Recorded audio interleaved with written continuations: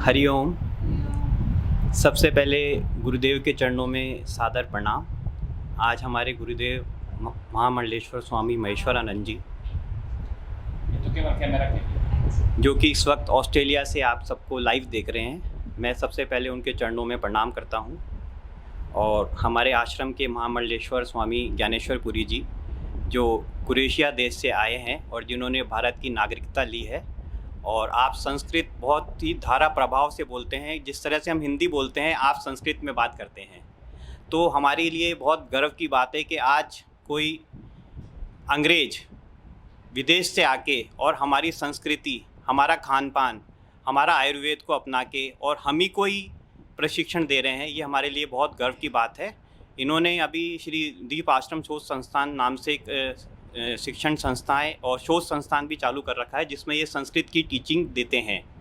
तो आज हम नई शुरुआत करने चाह रहे हैं। हमारे साथ हैं डॉक्टर सुजाता, जो कि एमडी हैं आयुर्वेद से। और आज ये हमने यहाँ पे एक कैंप लगाया है आयुर्वेद का, क्योंकि जिस प्रकार से बीमारियाँ पूरे विश्व में फैल रही है, और आज आप देखेंगे कि भारत ही एक ऐसा देश है जहाँ पे सबसे कम कोरोना टाइप की जो बीमारियां उन्होंने इफ़ेक्ट किया है। उसका कारण है हमारी संस्कृति, हमारा खान पान, हमारा आयुर्वेद और हमारे गुरुवर।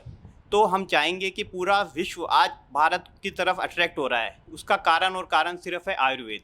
तो हम चाहेंगे, हम इस आश्रम के माध्यम से इस आयुर्वेद को पूरे विश्व में फैलाना चाहते हैं। उसके लिए हम छोटी सी शुरुआत आज आपके सामने कर रहे हैं, ये कैंप लगा के। और इसके लिए मैं डॉक्टर सुजाता को बहुत बहुत धन्यवाद देना चाहूँगा कि उन्होंने अपना समय निकाला और यहाँ पे कैंप लगाया, और अपने सारे ये जितने भी इनके डिफरेंट टाइप्स के प्रोडक्ट्स हैं वो भी ये यहाँ पे डिस्प्ले कर रही हैं। और इनके प्रोडक्ट्स में सबसे ख़ास बात ये है कि सारा जितना भी सामग्री जो ली गई है वो सब की सब ऑर्गेनिक है। ऐसा कोई भी प्रोडक्ट नहीं है जो अनऑर्गेनिक है।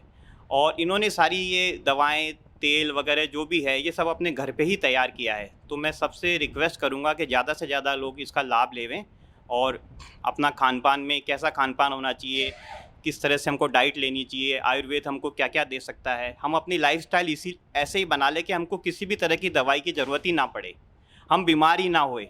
उसके लिए मैं अब हमारे जो हैं ज्ञानेश्वर जी हैं उनको रिक्वेस्ट करूंगा कि वो थोड़ा सा प्रकाश डालें।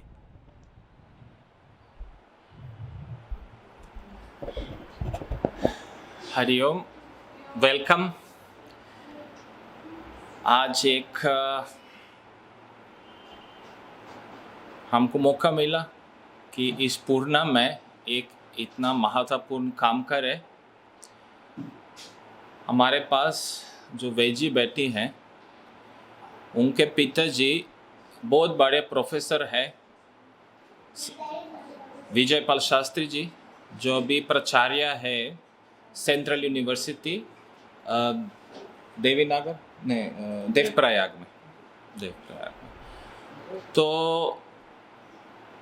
उन्होंने, हमारे वेजी ने, उनका जो पहले उनके पिताजी ने शुरू किया आयुर्वेद के, क्योंकि जो भी बाबा रामदेव के आयुर्वेद की पुस्तक बाहर प्रकाशित हो रही है, ये उनकी तरफ से है। उनके पिताजी पूरा काम करते और पूरा ज्ञान उनके ऊपर डालते। कोई भी समस्या है वो उनके पास पूरी आयुर्वेद की परंपरा है। बहुत खुशी की बात है कि आप लोग यहाँ आ गए और इसमें लाभ लेंगे। सबसे ज़्यादा समस्या क्या हो रहा है कि आयुर्वेद में हम लोग विश्वास नहीं करते, क्योंकि हमने आदत हो गया क्रोसिन का, आदत हो गया इब्रुफेन का। एक गोली लिया दर्द खत्म, एक गोली लिया बुखार उतरा। तो आयुर्वेद में जो समय चाहिए वो समय हम लेना नहीं चाहते। आयुर्वेद में 1 से 3 महीना का कोर्स होता है और उस हिसाब से आपको धीरज से दवाई लेना पड़ता है। अगर आपको साइड इफ़ेक्ट नहीं होना चाहिए, तो हमको साइड इफ़ेक्ट होना चाहिए, इसलिए हम एलोपैथी की लेते हैं। दूसरा प्रॉब्लम जो आयुर्वेद में है, जो अभी हमारे सेक्रेटरी साहब कपिल जी ने बताया, कि जैसे ये त्रिफला का ऑयल है, उसमें जो ऑयल डालते, जो हर्ब्स डालते, जो त्रिफला का हर्ब्स डालते, वो कहाँ से आया किसने बनाया, कैसे बनाया, उसमें ये ज़्यादा से ज़्यादा प्रॉब्लम हो रहा है। अगर आपके पास, क्योंकि भारत में पॉपुलेशन बहुत है, एक बार आपके भारत के वाइस प्रेसिडेंट अमेरिका गए, अमेरिका ने लोगों ने बताया कि अर्जुन चाल आप क्यों नहीं ले रहे। ठीक है, वापस आकर के उन्होंने आदेश दिया कि अर्जुन चाल सबको उपलब्ध करा दी जाए। अर्जुन चाल के 100 किलो मिले, 1 क्विंटल। भारत का पॉपुलेशन, तो अर्जुन चाल के अलावा बहुत सारी चीज़ चल गई। तो ये आयुर्वेद में ये लोग अभी जो हमारे जो काफ़ी जो आयुर्वेद में काम होता रहता है, हम उसमें भी थोड़ा सा कोशिश करते कि ये भी समस्या समाप्त हो जाती है। इसलिए हम जो आपके सामने हमने लेके आए हमारे प्रोफेसर मैम को, कि जो ओरिजिनल चीज़ आपको देंगे, क्योंकि ये सबसे ज़्यादा प्रॉब्लम करता है कि आपने दवाई लिया, दवाई कोई काम नहीं किया, बदनाम किसका होगा? आयुर्वेद का। इसलिए जो ओरिजिनल चीज़ है, जो एक्चुअली वास्तव में आपको लेना है, वो आपको लेना ही है। इसलिए विदाउट एनी डिले आप संभाल लीजिए। सिद्धिक नारायण भगवान की जय। बहुत बहुत धन्यवाद स्वामी जी, आपका आभार। आपने मुझे ये अवसर दिया, यहाँ पर बुलाया और आप सभी से मिलने का एक मौका दिया। बहुत बहुत धन्यवाद कपिल भैया को भी, जो कि हमेशा आयुर्वेद को आगे बढ़ाने के लिए क्या क्या हम कर सकते हैं और क्या करना चाहिए, इसके बारे में चर्चा करते रहते हैं और प्रोत्साहित करते रहते हैं कि नए नए काम हम शुरू करें ताकि जनमानस को लाभ मिल सके। तो अब देर किए बिना हम आज का लेक्चर अपना शुरू कर देते हैं।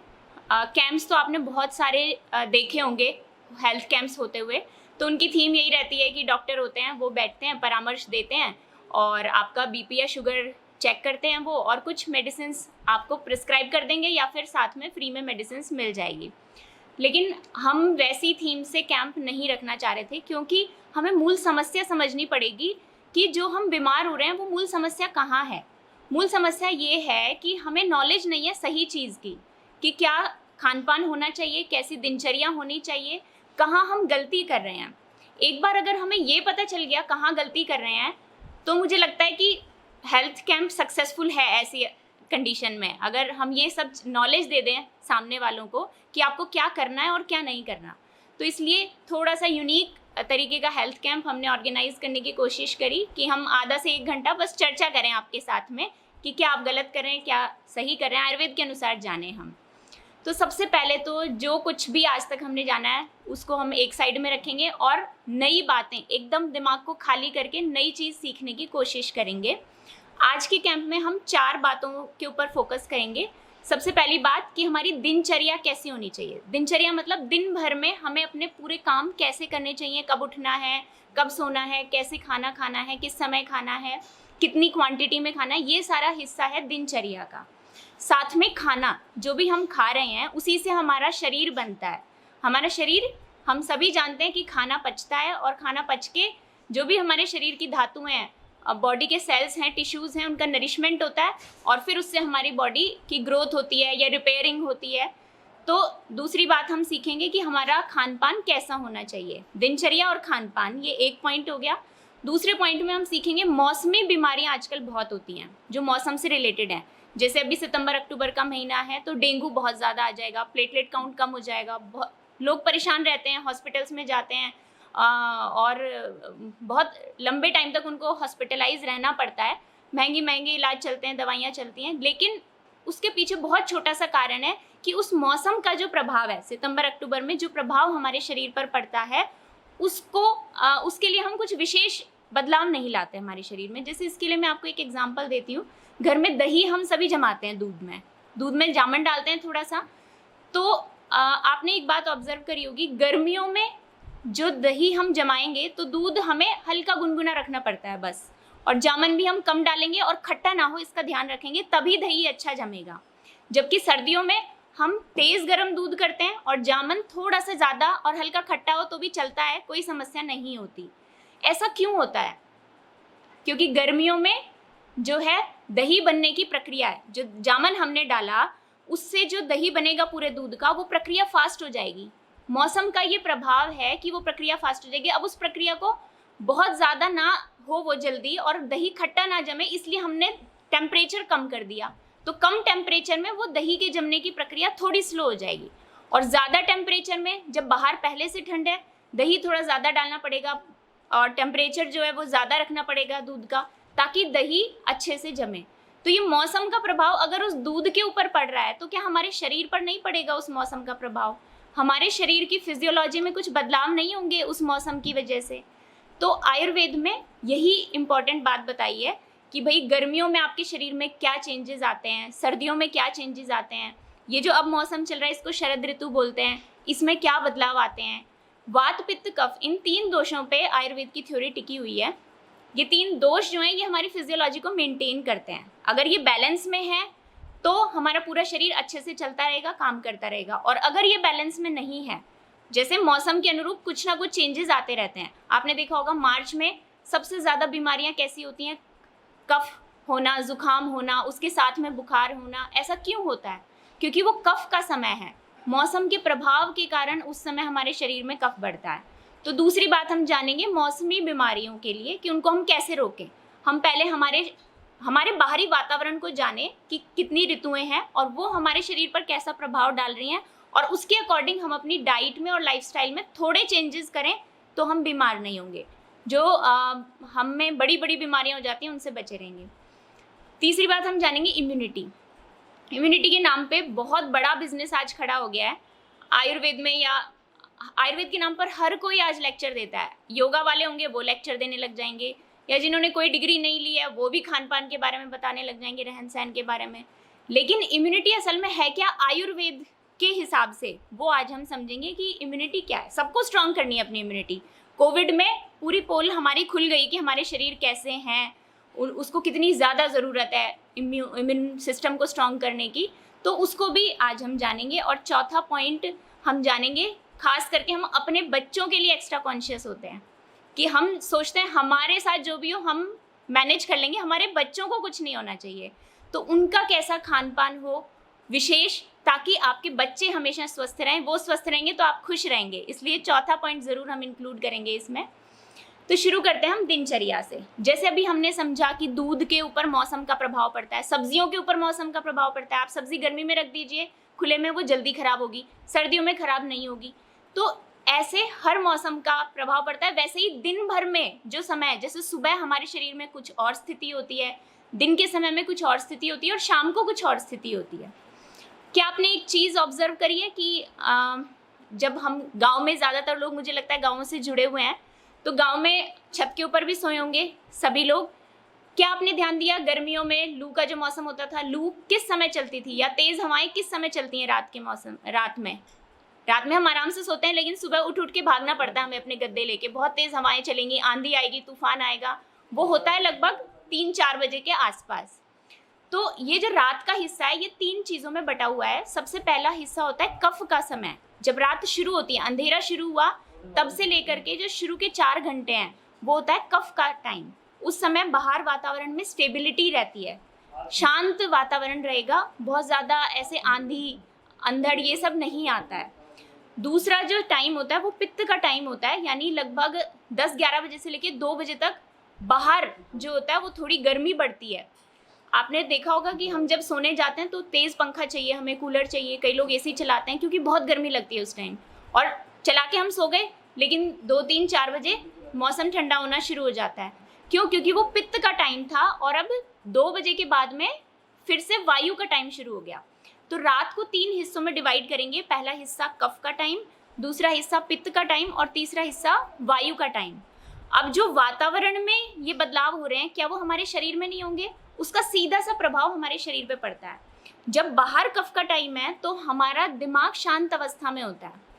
ऐसे समय पर हम पढ़ाई कर सकते हैं, और हमें सोने भी ऐसे ही समय पर जाना चाहिए, क्योंकि अगर हम 10 बजे से पहले सोने चले गए तो जब हमारा दिमाग शांत अवस्था में है हमें जल्दी नींद आ जाएगी।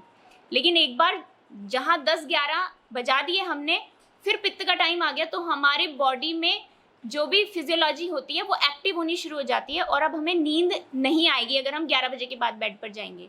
फिर हमें सीधा नींद आएगी 1-2 बजे, जब हमारा दिमाग बहुत थक जाएगा। और फिर वायु का टाइम आता है, तो वायु के टाइम में हमें जगना बहुत ज़रूरी है, क्योंकि उस समय अगर हम जाग जाएंगे 4-5 बजे, 6 बजे लास्ट, सुबह सूर्योदय होने से पहले तक वायु का टाइम होता है, उस समय अगर हम जाग जाएंगे तो हमारा पेट एकदम से साफ होगा, क्योंकि उस वायु की वजह से क्या होता है कि आंतों में जो पेरिस्टाल्टिक मूवमेंट होता है वो अच्छे से होंगे, और एक बार में सफाई हो जाएगी पूरे स्टूल की। ये बहुत साइंटिफिक चीज़ है, अगर हम इसको समझ लें, हमारी आंतें साफ हो गई, हम फिर बाद में खाना कब खाना है वो हमारा खाना पूरा अच्छे से पच गया, तो हम बीमार नहीं होंगे। तो सबसे पहली बात हमने क्या सीखी कि रात को 3 हिस्सों में बांटा हुआ है, और जिसमें पहले हिस्से में हमें सोना है कैसे भी करके। अब हम फंसे रहते हैं बहुत सारी चीज़ों में, बच्चे पढ़ाई करते हैं, उनको लगता है रात शांत होती है तो हमें पढ़ना चाहिए, ऐसा नहीं करना चाहिए। अगर वो टाइम से सोएंगे उन्हें गहरी नींद आएगी। नींद के टाइम पे क्या होता है, हमारे बॉडी की रिपेयरिंग होती है। दिन भर में जो भी डिस्ट्रक्शन होगा हमारी बॉडी में, सेल्स टूटे या कहीं पे कोई भी समस्या हुई, तो उस समय जब हमने रात को गहरी नींद ली, सारी बॉडी की रिपेयरिंग होती है। मानो मुझे कोई चोट लगी, अगर मुझे रात को गहरी नींद आई तो अगले दिन रिकवरी बहुत अच्छी मिलेगी। अगर मैं रात को 9, साढ़े 9, 10 बजे तक सो गई और सुबह मैं 5-6 बजे उठ रही हूँ तो, लेकिन अगर मैं रात भर किसी काम में बिजी रही, मेरा माइंड भी बिजी रहा, तो अगले दिन उतनी हीलिंग नहीं होगी उस घाव में, या किसी भी चीज़ में उतनी हीलिंग नहीं होगी। क्यों? क्योंकि रात को कोई भी सिस्टम एक्टिव नहीं होता बॉडी का, डाइजेस्टिव सिस्टम या अदर सिस्टम्स उतने एक्टिव नहीं होते जितने वो दिन के टाइम पे होते हैं। तो रात के टाइम पे ब्लड का काम है सिर्फ सर्कुलेट करना और पूरी बॉडी की रिपेयरिंग करना। इसलिए सबसे पहली गलती जो हम कर रहे हैं, जिससे ये सारी बीमारियाँ हो रही है, PCOD और जो थायराइड की बीमारी है, ब्लड शुगर भी इसी से रिलेटेड है, हाइपरटेंशन भी इसी से रिलेटेड है। WHO के एक डेटा के अकॉर्डिंग, WHO को अगर आप जाएंगे, उनकी वेबसाइट खोलेंगे, तो 2 तरीके की बीमारियां होती हैं। एक इन्फेक्टिव डिजीजेस, जैसे कोई वायरस से हो गई, कोई बैक्टीरिया से हो गई, कोई पैरासाइट से हो गई, और एक बीमारियां होती हैं जो लाइफस्टाइल से होती हैं। तो WHO ने ये क्लियरली अपने सर्वे के आधार पर लिखा है कि जितनी भी इस दुनिया में मौतें होती हैं, उनमें से 55% मौत सिर्फ लाइफस्टाइल डिजीज़ के कारण होती हैं, और 45% होती हैं इन्फेक्शन के कारण। अब 55% का एरिया किनका हो गया? लाइफस्टाइल का। तो उसको आप किसी भी दवाई से सही कर सकते हैं क्या? नहीं। जब तक आप लाइफस्टाइल नहीं बदलेंगे, तब तक वो 55% जो मौतें हो रही हैं वो होना कम नहीं होंगी। और दूसरा जो इन्फेक्शन वाला पार्ट है, वो भी तब तक कम नहीं होगा जब तक आपका शरीर मजबूत नहीं होगा। तो इसलिए अगर दोनों ही तरीके की बीमारी से बचना है, तो हमें लाइफस्टाइल के ऊपर तो ध्यान देना ही पड़ेगा।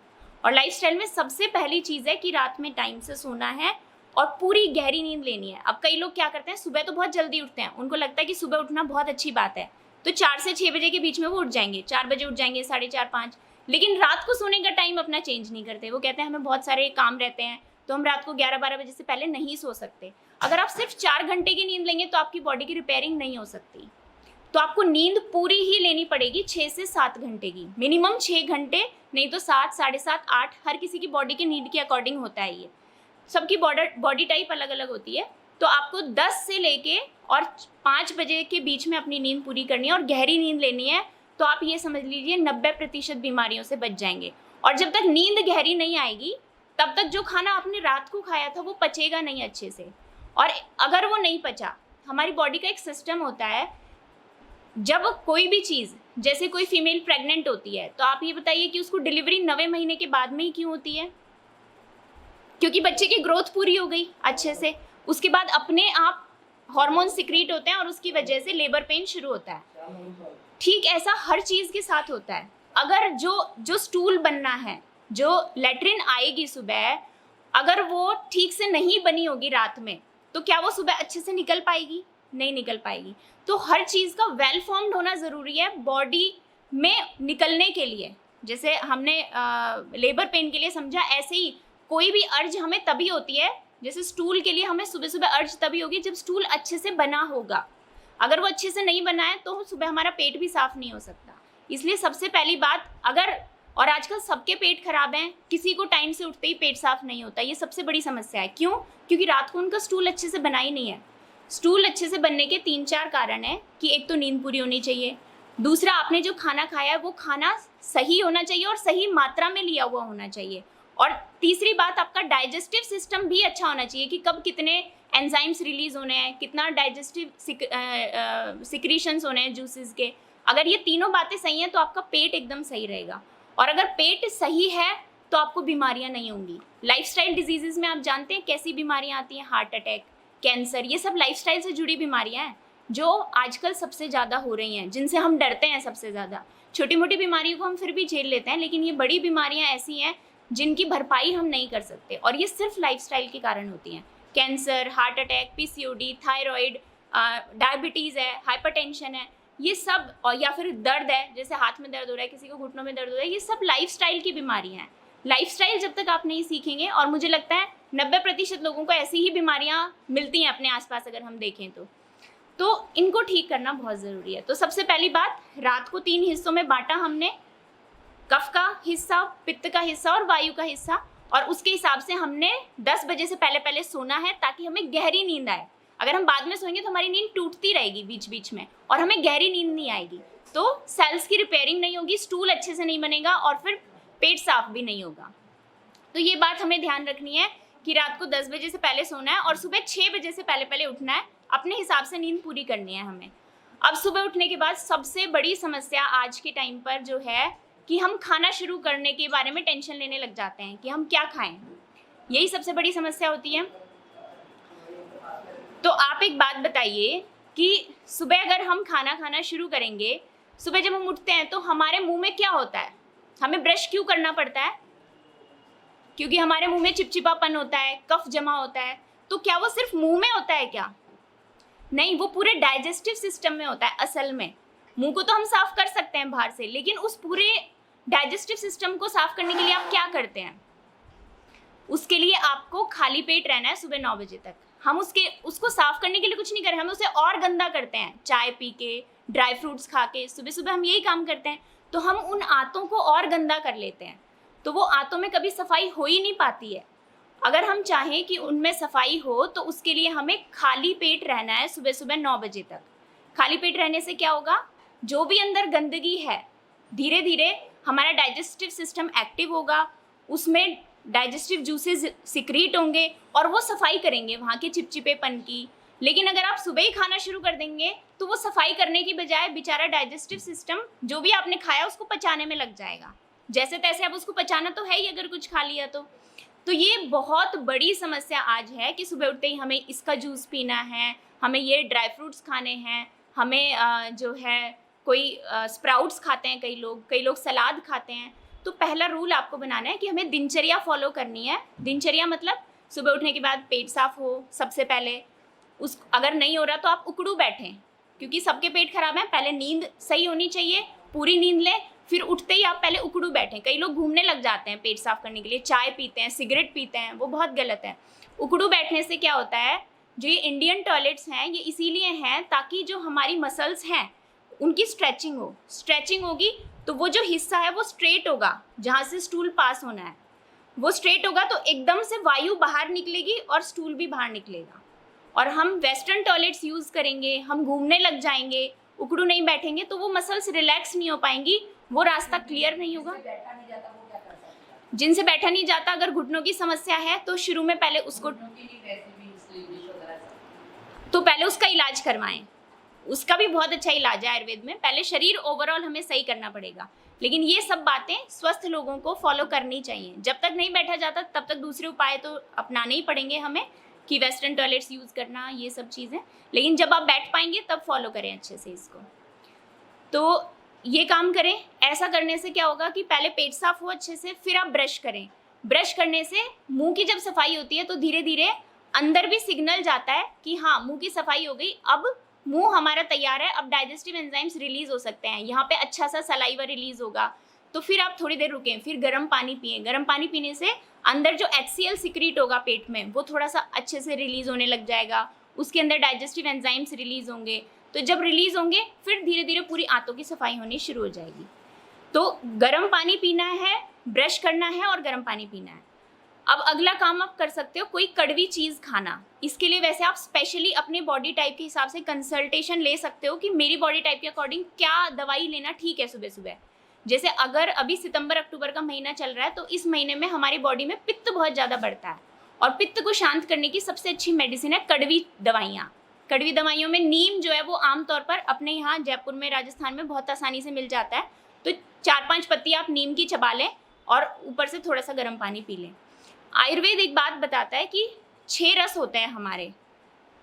एक तो तीखा होता है जैसे काली मिर्च है, एक होता है नमकीन जैसे नमक है, एक होता है मीठा। 3 टेस्ट तो ये हो गए जो हम सबसे ज़्यादा खाते हैं, तीखा, नमक और मीठा। अब 3 जो वो है टेस्ट हैं जो हम रेयर खाते हैं, जैसे कशैला और कड़वा। कशैला और कड़वा हम कम खाते हैं और खट्टा भी हम ज़्यादा खाते हैं। तो 2 चीज़ ऐसी हैं जो कशैला और कड़वा हम कम खाते हैं, लेकिन फिर भी कशैला टेस्ट दालों में होता है, कशैला टेस्ट छाछ में होता है। तो कहीं ना कहीं ये टेस्ट भी हमारी बॉडी में जाता है। एक कड़वी चीज़ ऐसी है जो हम नहीं खाते। और इम्यूनिटी की अगर हम बात करें तो आयुर्वेद का बेसिक प्रिंसिपल है कि जो इंसान इन 6 रसों को बैलेंस में खाता है, बैलेंस में मतलब ये नहीं कि बराबर क्वांटिटी, जैसे तीखा हमें थोड़ा कम ही खाना चाहिए, नमक की भी एक फिक्स क्वांटिटी है उतना ही खाना चाहिए, मीठी चीज़ें हमें थोड़ी ज़्यादा खानी चाहिए, खटाई थोड़ी ऐड करनी चाहिए, तो ऐसे ही हमें कड़वा भी थोड़ा ऐड करना चाहिए। जो 6 रसों को बैलेंस में खाएगा हमेशा उसका इम्यून सिस्टम स्ट्रांग रहता है। ये सबसे पहला प्रिंसिपल है इम्यूनिटी का। तो अगर हमें इम्यून सिस्टम स्ट्रांग करना है तो कुछ ना कुछ कड़वा अपनी डाइट में ऐड करना पड़ेगा, और उसके लिए सबसे बेस्ट टाइम है सुबह का टाइम, क्योंकि कड़वी चीज़ सफाई करती है। आप यहाँ पे तेल लगाना कभी, और तेल लगा के नीम का पाउडर घिस लेना यहाँ पे, नीम की पत्तियों का। क्या वो तेल साफ हो जाएगा? चिकनाई साफ होगी ना अगर सूखा पाउडर आप रब करेंगे तो? होगा ना ऐसा? क्यों होगा? क्योंकि वो ड्राइनेस करता है, वो सफाई कराता है, चिपचिपापन हटाता है। तो इसलिए कड़वी चीज़ें सुबह सुबह खानी चाहिए ताकि हमारे पूरे डाइजेस्टिव सिस्टम को क्लीन कर सकें वो। ये सबसे पहली बात। और गर्म पानी पीना है। अब अगली बात है व्यायाम करना चाहिए सबको जो हेल्दी हैं। किसी को कोई स्पेशल प्रॉब्लम है तो पहले वो कंसल्टेशन लें, उसके बाद शुरू करें। जो हेल्दी हैं उनको कैसा व्यायाम करना चाहिए? अब इसको लेके बहुत बड़ी समस्या है। कई लोग जिम जाते हैं रात को 8 बजे 9 बजे, ऑफिस से आए रात में जाएंगे, लेकिन हमें व्यायाम 3 चीज़ों के लिए करना है। कि एक तो हमारा डाइजेस्टिव सिस्टम एक्टिव हो। अब मानो मैं पेट की मसल्स मेरी ऐसे ऐसे स्ट्रेच होंगी तो जो गैस वहाँ बनी हुई है वो रिलीज होगी या नहीं, उसके ऊपर भी प्रेशर पड़ेगा, और अंदर के सिक्रीशंस अच्छे से रिलीज होंगे। तो सबसे पहली बात तो हमें एक्सरसाइज इसलिए करनी चाहिए ताकि हमारा डाइजेस्टिव सिस्टम एक्टिव हो जाए। और उसको एक्टिव हमें कब करना है? रात को करना है क्या 9 बजे? नहीं, सुबह सुबह करना है 9 बजे, ताकि हम जो भी अब आगे खाने वाले हैं वो पचे अच्छे से, डाइजेस्टिव सिस्टम अच्छा हो जाए। तो सबसे पहले हमें एक्सरसाइज इसलिए करनी है ताकि पेट सही हो। दूसरी बात, हमें एक्सरसाइज इसलिए करनी है ताकि हमारी सारी मसल्स की स्ट्रेचिंग हो जाए। हम क्या करते हैं, एक ही पोस्चर में दिन भर रहते हैं कई बार। जैसे हम लैपटॉप पे काम कर रहे हैं तो हम ऐसे ही करते हैं 7-8 घंटे, या महिलाएं जो गृहिणी हैं रसोई में काम करती हैं तो वो भी ऐसे झुक के किचन में काम किया, काटा। या कई लोग मोबाइल का से काम करते हैं घर पे, तो सोशल उनका कुछ ऐसा काम है नेटवर्किंग का, तो वो एक ही एक हाथ से ऐसे रहेंगे, है ना। तो बाकी की मसल्स का क्या? उनकी तो स्ट्रेचिंग नहीं हुई, और एक ही एक मसल एक पोस्चर में बहुत ज़्यादा रह गई, तो उस बेचारी मसल में तो स्टिफनेस आ जाएगी। हमारी बॉडी में हर चीज़ के काम करने की एक लिमिट होती है। आप एक मसल से ज़्यादा काम कराएंगे तो उसमें सूजन नहीं आएगी क्या? उसके फाइबर्स टूटेंगे नहीं क्या? उसमें इन्फ्लेमेशन नहीं होगा? और हम इग्नोर करते हैं इस चीज़ को, और लंबे समय तक ऐसे बैठे रहना, झुकना, ऐसे काम करना, तो जिससे हमें धीरे धीरे स्लिप डिस्क, सर्वाइकल, सियाटिका, ये सिर्फ पोस्चर रिलेटेड बीमारियां हैं और कुछ नहीं है ये। तो दूसरा, हमें एक्सरसाइज इसलिए करनी है ताकि हमें ये बीमारियां ना हो, हमारी सारी मसल्स की स्ट्रेचिंग हो जाए एक बार में। स्ट्रेचिंग होगी तो लचीलापन आएगा मसल्स में। और तीसरा, हमारे जॉइंट्स में मूवमेंट हो जाए कम से कम एक बार दिन में, तो जॉइंट्स की डिजीजेज भी नहीं होंगी। तो कैसी एक्सरसाइज करनी चाहिए इन तीनों के लिए? अगर आप लॉन्ग वॉक पे जा रहे हैं 5 किलोमीटर, तो ये तीनों पर्पस फुलफिल होंगे क्या हमारे? नहीं होंगे। तो लॉन्ग वॉक उतनी अच्छी नहीं है, अच्छी है हैवी एक्सरसाइज जिससे पसीना आए और जिससे सांस फूले। जैसे सूर्य नमस्कार करिए, साइकिलिंग करिए, बैडमिंटन खेलिए, इससे सारी मसल्स की एक साथ स्ट्रेचिंग होती है। योगा करिए, जैसे हलासन है, पवन मुक्त आसन है, बहुत सारे आसन है। हर आसन में अलग अलग जॉइंट और अलग अलग मसल्स की एक्सरसाइज हो जाती है, और साथ में पेट की मसल्स में भी खिंचाव आता है, तो डाइजेशन भी एक्टिव होगा। तो सुबह सुबह बहुत ज़्यादा एक्सरसाइज करने की ज़रूरत नहीं है, सबकी अपनी अपनी कैपेसिटी है। कोई दुबला पतला है तो वो 15 मिनट कर ले, कई लोग ऑफिस जाते हैं उनको टाइम नहीं होता तो वो भी 15 मिनट कर लें। कई लोगों की जो है बहुत ज़्यादा दिन भर की एक्टिविटी ज़्यादा रहती है, भाग दौड़ का काम है, तो उनको भी बहुत ज़्यादा एक्सरसाइज करने की ज़रूरत नहीं है, सिर्फ 15 मिनट।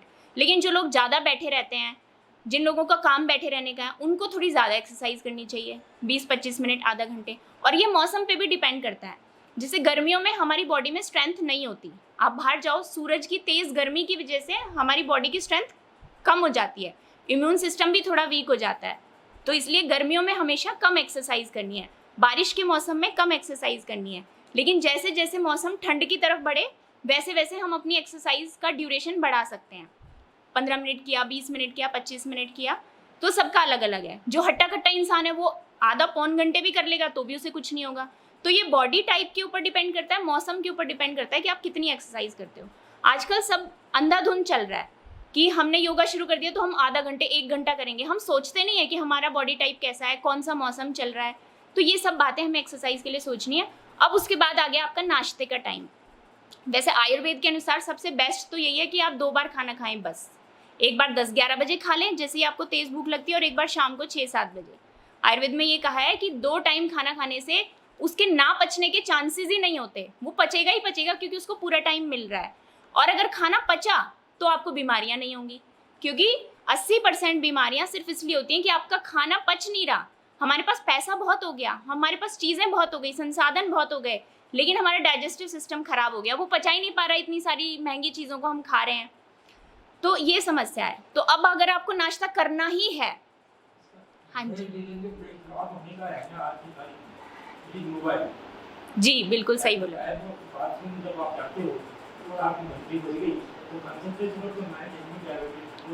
बिल्कुल बिल्कुल। आप कम से कम ये सजेशन ये दो कि अप टू टाइम ये तो बहुत साइंटिफिक बात है। देखिए, रात को हमें नींद तब तक नहीं आएगी जब तक हमारा ब्रेन शांत नहीं होगा। हर चीज़ के लिए नींद भी नहीं आएगी, बाकी दिमाग ओवर एक्टिव रहेगा।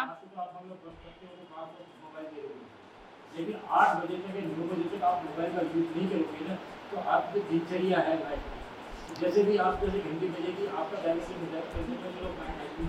जो मोबाइल का यूज करेंगे उनके पास टाइम ही नहीं होगा लाइफस्टाइल फॉलो करने के लिए, सही चीजें करने के लिए। तो काम तो एक ही हो सकता है। ठीक है, तो बाद में क्वेश्चन करेंगे, पहले समाप्त करेंगे। कोई नहीं है। तो अगर मोबाइल यूज कर रहे हैं या दूसरे काम एक ही कर सकता है इंसान एक बार में, या तो हम बिजनेस ही कर सकते हैं, या हम मोबाइल में ही लगे रह सकते हैं, या हम अपने शरीर को ही टाइम दे सकते हैं। तो हमें देखिए, दायरे हमें खुद डिसाइड करने कि हमारे क्या दायरे हैं। हमें पता है कि काम हम सभी को करना है, लेकिन उस काम के दायरे बनाने पड़ेंगे कि हमें 8 बजे से पहले कोई काम नहीं करना, 8 बजे से पहले अपने शरीर को देना है, और रात को 9 बजे के बाद हमें कोई काम नहीं करना। अगर हम ये दायरे बना लें, मानो हमने काम तो खूब किया 16-16, 17-17 घंटे, नतीजा क्या निकला? हार्ट डिजीज हो गई, कैंसर हो गया, बाद में भी तो वो पैसा उसी में जाना है। तो ये चीज़ें हमें अपने दायरे बनाने। सेटिस्फेक्शन नहीं है आजकल लोगों को कि इतना मिल गया तो और जाना है और जाना है, शरीर को इग्नोर करते हैं हम, ये सबसे बड़ी बीमारी है। तो हम यहाँ थे कि अब ब्रेकफास्ट लेना है आपको। अब ब्रेकफास्ट में क्या खाएं? अब हम इसको बहुत अच्छा मानते हैं कि हम अखरोट खाएं, बादाम खाएं, काजू खाएं। हमारी सबसे ज़्यादा ये रहता है कि हम संपन्न हैं तो हम ये चीज़ें खानी चाहिए। अब आप एक बात बताइए, अखरोट कहाँ होता है सबसे ज़्यादा? अखरोट, काजू, बादाम कौन से एरिया के फ्रूट्स हैं ये? Dubai, dry, Kashmir. अपने भारत में अगर हम बात करें तो अखरोट सबसे ज़्यादा जम्मू कश्मीर साइड में होता है। क्यों? क्योंकि वहाँ ठंड बहुत होती है। सर्दियों में आप देखो हमारे शरीर में रूखापन आ जाता है, और सर्दियों में राजस्थान में अपने यहाँ क्या बनाते हैं? लड्डू बनाते हैं घी के, क्योंकि उस टाइम हमारा डाइजेस्टिव सिस्टम अच्छा होता है बहुत, तो उसको हैवी चीज़ें पचा सकता है वो, और साथ में वायु बढ़ जाती है, तो हमें घी की चीज़ें खानी चाहिए उस टाइम पर। तो अगर हम नहीं खाएंगे तो बॉडी मतलब जैसे मैंने बोला था, मौसमी चेंजेस करने हैं। अब वहाँ सर्दी ही इतनी ज़्यादा होती है और इतने लंबे टाइम तक होती है कि उनको कोई ऐसी चीज़ चाहिए जिसमें बहुत ज़्यादा ऑयल हो या फैट हो, तो इसलिए वहाँ के लोगों, और गर्म होता है ये, वहाँ के लोगों के लिए बहुत अच्छा है अखरोट। तरबूज कहाँ होता है? राजस्थान में, गर्मियों में। क्यों? क्योंकि हमारे बॉडी टाइप के अकॉर्डिंग हमारे लिए ये बहुत ज़रूरी है। वो ठंडा होता है, गर्मियों में हमें उसकी ज़रूरत होती है। अगर कश्मीर वाले तरबूज खाने लग जाएं, हम अखरोट खाते रहें 12 महीने, तो गलत होगा ना वो। मैं ये नहीं कह रही बिल्कुल मत खाइए, लेकिन राजस्थान में गर्मी उतनी नहीं होती है, साथ में हमारा बॉडी टाइप वैसा नहीं है कि हमें बहुत ज़्यादा ड्राई फ्रूट्स की ज़रूरत है। तो आप सर्दियों में खाइए, जब भी आपको ड्राई फ्रूट्स खाने तो ज़्यादातर सर्दियों में। गर्मियों में और बारिश के मौसम में हमारा डाइजेस्टिव सिस्टम वीक होता है, और साथ में वसंत का जो मौसम है, मार्च अप्रैल, तो तब ये 3-4 मौसम में हमें मतलब मार्च से लेकर के सितंबर तक हमें कम ड्राई फ्रूट्स खाने चाहिए, ना के बराबर। हाँ, अगर कोई एक्सरसाइज कर रहा है बहुत अच्छी, जिसकी बॉडी का डील डॉल बहुत बढ़िया है, कोई खिलाड़ी है, तो वो खा सकते हैं क्योंकि उनकी बॉडी को नीड है। लेकिन हमारी बॉडी दुबली पतली है, हम ज़्यादा एक्सरसाइज नहीं करते हैं, तो हमें ये चीज़ें कम खानी चाहिए। हाँ, मुनक्का एक अच्छी चीज़ है, वो ठंडा होता है अपने इलाके के हिसाब से, तो उसको भी आप ले सकते हैं। अब ब्रेकफास्ट में क्या लें? ब्रेकफास्ट में ऐसी चीज़ें लें जैसे जो हल्की सी खट्टी होती हैं या कशैली होती हैं, तो ये और आंतों को साफ करके डाइजेस्टिव सिस्टम को एक्टिव करेंगी। या जो गर्म हो, हैवी चीज़ें नहीं खानी, मीठी चीज़ें नहीं खानी है और ठंडी चीज़ें नहीं खानी। ये 3 चीज़ें अवॉइड करनी है क्योंकि इनसे हाजमा कमज़ोर होता है। तो अनार सबसे बेस्ट फ्रूट है जो आप अपने ब्रेकफास्ट में इंक्लूड कर सकते हो। गरम गरम ताज़ी सब्जियों का सूप ले सकते हैं, पतला सा दलिया खा सकते हैं अगर नाश्ता करना ही है तो, या और कोई मौसमी फ्रूट्स हैं तो फ्रूट्स को ऐड करना सबसे बेस्ट होता है नाश्ते में। या आपको खाने तो मुनक्के कर सकते हैं, और थोड़े बहुत ड्राई फ्रूट्स अगर खाने हैं तो तभी अगर तेज़ भूख लग गई है, और वो भी मौसम के अकॉर्डिंग, जैसे सिर्फ मुनक्का ही ज़्यादा ऐड करना है। खजूर अच्छा है राजस्थान के हिसाब से क्योंकि वो ठंडा होता है और हमें चिकनाई देता है। राजस्थान में ज़्यादा गर्म चीज़ें ठीक नहीं है खाना, तो ये चीज़ें। और एक सबसे अच्छी चीज़ है छाछ। सिर्फ एक छाछ का गिलास आप पी लें तो आपका पूरा हाजमा सही रहेगा सुबह सुबह नाश्ते में। दूध नहीं लेना नाश्ते में। ओट्स नहीं खाने, सबसे बड़ी बीमारी है ओट्स। आयुर्वेद के अकॉर्डिंग ओट्स जो हैं सबसे ज़्यादा पित्त बढ़ाते हैं और वात और कफ को भी बढ़ाते हैं। ओट्स बहुत अच्छी चीज़ नहीं है, तो इसलिए ओट्स को नहीं खाना है और फ्रूट्स को ही ज़्यादा लेना है। पोहा खाते हैं, पराठे खाते हैं, उपमा खाते हैं, इडली खाते हैं, ये सब चीज़ें नाश्ते में नहीं लेनी। ये तब खानी है जब हमें बहुत तेज़ भूख लगी हो। जैसे आप 11-12 बजे लंच में खा लीजिए इनको, लेकिन ब्रेकफास्ट में डाइजेस्टिव सिस्टम एक्टिव नहीं होता, तब नहीं खाना। तो छाछ और खट्टी चीज़ें ही ज़्यादा अच्छी रहती हैं नाश्ते में। अब आया खाने का टाइम। खाना या तो 2 ही बार खा रहे हैं तब तो आप 10-11 बजे खाना खा लो, और खाने में चपाती और सब्ज़ी दोनों में से, मतलब कई लोग क्या करते हैं, दाल भी लिया, सब्ज़ी भी ली, चावल भी ली, चपाती भी ली। अब इतनी सारी चीज़ें नहीं पच पाती, हमारे बॉडी सिस्टम के लिए अच्छी नहीं है अगर हम बहुत एक्टिव नहीं है तो या तो चपाती और सब्ज़ी ले लें या दाल चावल ले लें या चपाती और दाल ले लें। और दाल हमेशा दिन में ही लें। दाल रात में खाने पे अच्छी नहीं होती हाजमे के लिए। अगले दिन आपका जो हाजमा है वो क्या करता है कि पेट में गैस बनाता है, जो कॉन्स्टिपेशन कराती है दाल, तो इसलिए वो सुबह ही लें और घी में छौंकें जब भी उसको लेनी है, या अगर मौसम ठंडा है तो तेल में भी छौंक सकते हैं, कोई दिक्कत नहीं है। और मसाले हमेशा कम डालें सब्ज़ी में और दाल में। हम क्या करते हैं, तेल बहुत सारा डाला और फिर उसमें मिर्ची डाल दी, उसमें नमक डाला, हल्दी डाली, अब वो बहुत ज़्यादा पित्त बढ़ाने वाली हो गई और ब्लड को ख़राब करने वाली सब्ज़ी दालें हो गई। अब वो क्यों? क्योंकि तेल भी गरम और मसाले भी गरम।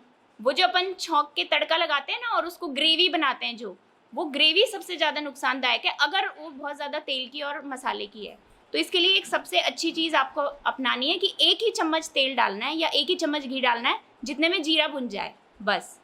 फिर प्याज टमाटर डाल के जैसे आप जो भी सब्ज़ी बनाना चाहते हैं वो बना सकते हैं। सब्ज़ी थोड़ी तरीदार होगी तो ज़्यादा अच्छा है, वो डाइजेस्ट होने में ईजी होती है। ज़्यादातर सब्जियां बनाएं, लौकी, तोरी, कद्दू, परवल, पत्ता गोभी, टिंडे, ये ज़्यादा इंक्लूड करें। दालों में मूंग को सबसे ज़्यादा इंक्लूड करें, उड़द की दाल को सबसे कम, क्योंकि वो पचने में भारी होती है। अरहर की दाल थोड़ा गैस करवाती है, उसको भी थोड़ा सा कम लें। मसूर ले सकते हैं, कोई दिक्कत नहीं है, लेकिन थोड़ा कम लें। तो ऐसे करके अपनी डाइट सेट करनी है। और खाने के साथ में लिक्विड लेना है, लिक्विड में छाछ ही ज़्यादा लेनी है। 12 महीने आप छाछ ले सकते हैं, कोई समस्या नहीं है।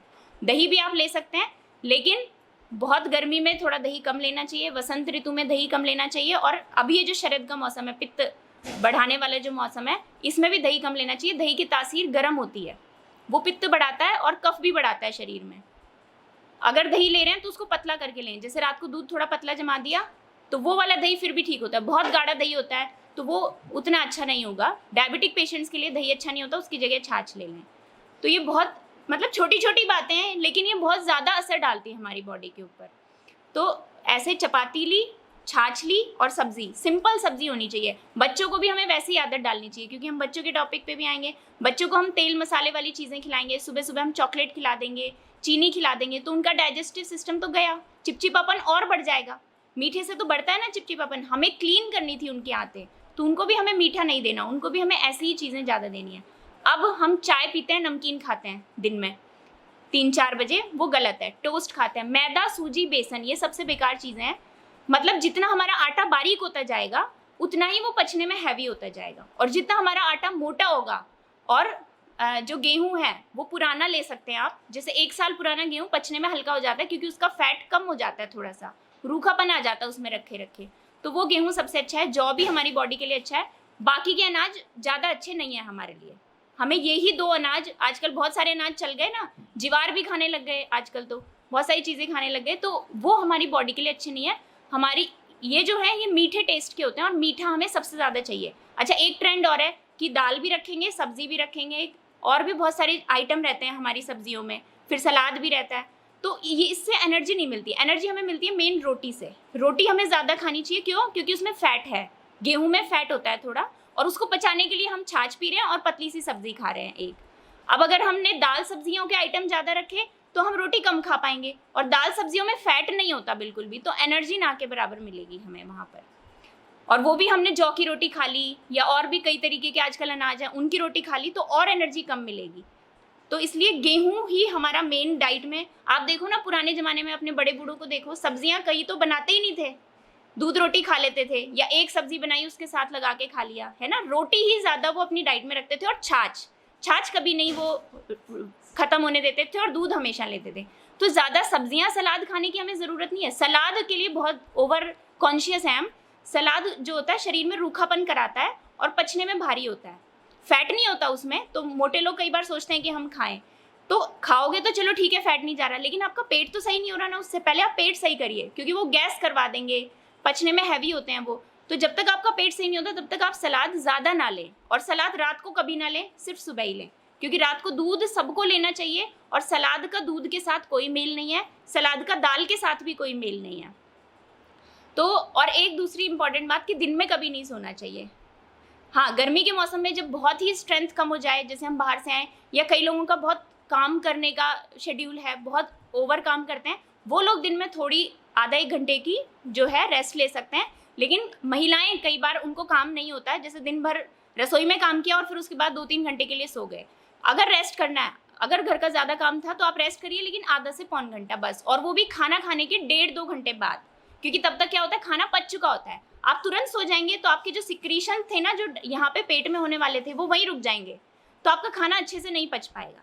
तो पहले आप 2 घंटे दीजिए ताकि वो अंदर खाना पचने की प्रक्रिया पूरी हो जाए, और फिर आधा से 1 घंटे के लिए ही आपको रेस्ट लेना है, नींद लेनी है, अगर ले रहे हैं तो।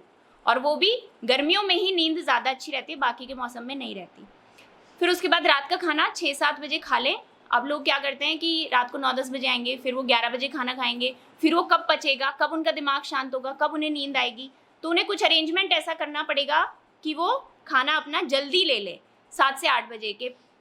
अरेंजमेंट तो हमें ही करना है, मतलब आप लोग ही करेंगे। मैं सिर्फ उपाय बता सकती हूँ या चीज़ें बता सकती हूँ कि ये करने से ऐसा होगा, ये करने से ऐसा होगा। अब आप अपने वर्क प्रोफाइल के अकॉर्डिंग कैसे उन चीज़ों को मैनेज करेंगे, ये आपको देखना है। लेकिन अगर आप 8 बजे के बाद खाना खाते हैं तो वो आपके लिए बहुत खतरनाक है। रात के खाने में हल्की चीज़ें होनी चाहिए, जैसे दलिया ले सकते हैं, सिंपल चपाती सब्जी ले सकते हैं। मीठी चीज़ें रात को ज़्यादा प्रीफर कर सकते हैं आप, जैसे खीर ले लिया, हलवा ले लिया, दूध ले लिया, उससे नींद अच्छी आएगी और जो है बॉडी सिस्टम पूरा अच्छा रहेगा, अगले दिन पेट अच्छे से साफ होगा। तो मीठी और चिकनाई वाली चीज़ें रात में लें, लेकिन 8 बजे के बाद नहीं, 8 बजे से पहले वो अच्छा रहेगा। तो ये था अपना पूरा डेली शेड्यूल। अब अगर हम हर थोड़ी थोड़ी चीज़ में कुछ कुछ खाते रहेंगे, कई लोगों को वहम हो जाता है सिर्फ सलाद खाते हैं, कई लोग सिर्फ स्प्राउट्स खाते हैं। स्प्राउट्स पचने में बहुत भारी होते हैं, वो अपनी डाइट में ज़्यादा शामिल नहीं करने चाहिए। कभी कभी खा लिए तो अलग बात है, अगर खाने ही है तो बॉईल करके खाएं, क्योंकि एक तो कच्ची चीज़ है वो, ऊपर से हमने उसको पानी में सोक कर दिया, अब उसके अंदर पानी भी आ गया, तो पानी भी हैवी और वो खुद भी वैसे, और फैट उनमें होता नहीं है, तो अब वो रूखे और हैवी 2 का कॉम्बिनेशन बन गया। अब अगर वो पेट में जाएंगे तो कॉन्स्टिपेशन करवाएंगे, पेट फुलाएंगे, गैस करवाएंगे। तो इसलिए स्प्राउट्स को भी बहुत ज़्यादा डाइट में शामिल नहीं करना चाहिए। तो ये तो हो गई दिनचर्या। अब आए हम ऋतुचर्या पर। ऋतुचर्या मतलब मौसम के अकॉर्डिंग क्या बदले। तो सबसे पहले हम समझें,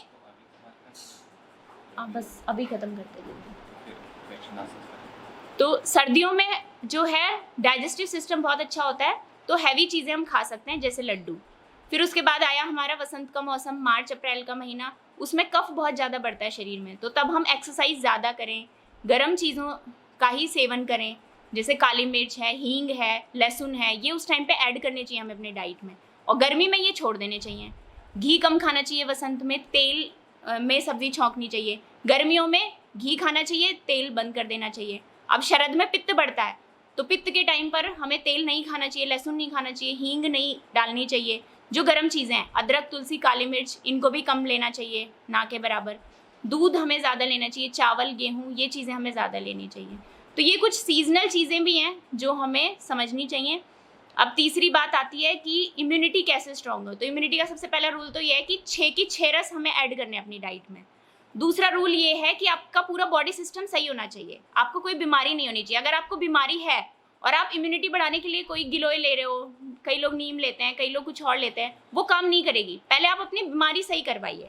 जैसे किसी को ब्लड शुगर है तो पहले ब्लड शुगर सही हो सकती है तो उसको आप ठीक करवाइए, बीपी सही करवाइए, मोटापे को कम करिए, कोई पतला है तो वो थोड़ा वजन बढ़ाइए। तो पहले अपने बॉडी को सही करिए, उसके बाद में आयुर्वेद में बहुत सारी दवाइयाँ बताई हैं, जैसे कुछ गोल्ड की प्रिपरेशंस आती हैं, बहुत सारे रसायन हैं, आंवला का रसायन बनता है, बहुत सारी चीज़ें हैं, तो वो आप कंसल्ट करके और उसके बाद एक्स्ट्रा चीज़ ऐड कर सकते हो। लेकिन वो तभी काम करेंगी जब आप सही लाइफस्टाइल फॉलो कर रहे हो, जब आपकी बॉडी में वात पित्त कफ ठीक है, जब आप 6 के 6 रस बैलेंस में ले रहे हो, बहुत ज़्यादा कोई चीज़ एक्स्ट्रा ऐड नहीं कर रहे हो और आपकी बॉडी हेल्दी है, आपको कोई एक्स्ट्रा बीमारी नहीं है, तब आप वो लोगे रसायन वगैरह तो आपको बहुत अच्छे से काम करेगा। आप पूरे 100 साल जिएंगे और हेल्दी होके जिएंगे अगर ये सब प्रॉपरली फॉलो करते हैं। तो यही तो चाहते हैं हम कि हेल्दी होके जिएं और हम अपनी लंबी ज़िंदगी जिएं। आजकल थोड़ा पर्पस चेंज हो गया हमारा, हम चाहते हैं कि हम ज़्यादा से ज़्यादा अमीर बने और हमारा स्टेटस जो है ऊंचा हो।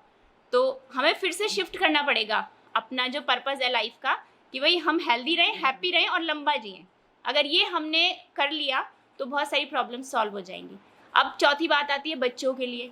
तो बच्चों को सबसे पहली बात, बाहर की चीज़ें ना खिलाएं, क्योंकि जो बाहर की चीज़ें होती हैं उनमें रूखापन होता है, वो पित्त बढ़ाएंगी, वो वात बढ़ाएंगी, वो पेट हाजमा ख़राब करा देंगी। उनको सबसे ज़्यादा हमें मीठी चीज़ें देनी चाहिए, जैसे चावल है, गेहूँ है, दूध है, दही है, चॉकलेट चिप्स वगैरह हमें उनका बंद रखना चाहिए। एक रूल बनाना चाहिए घर पे कि हम खुद बाहर से खरीद के कुछ नहीं देंगे अपने बच्चे को।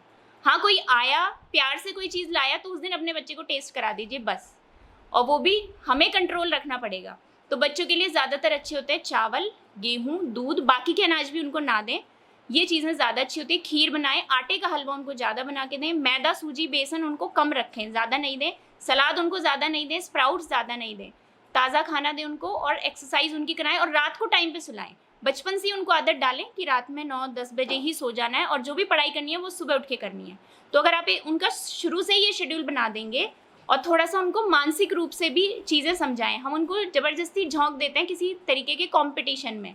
हमें उनको टारगेट देना है हेल्दी, हैप्पी और लॉन्ग लाइफ का, ना कि ऊंचे स्टेटस का और ज़्यादा पैसे कमाने का। अगर हम उनका जो टारगेट हमें देना वो हम अच्छा देंगे तो बच्चे पहले से अच्छी चीज़ें सीखेंगे तो हेल्दी रहेंगे।